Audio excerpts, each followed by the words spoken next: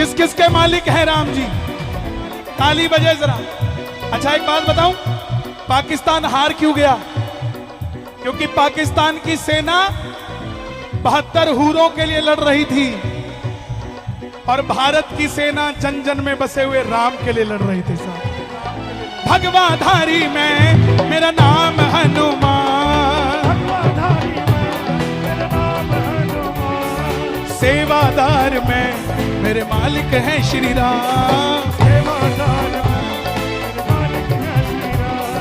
रावण को मैं पल में मार दूं,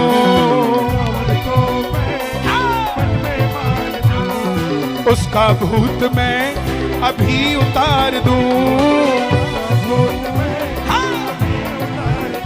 पर सौंपा नहीं मुझे ये काम। जय श्री राम, जय श्री राम, जय श्री राम,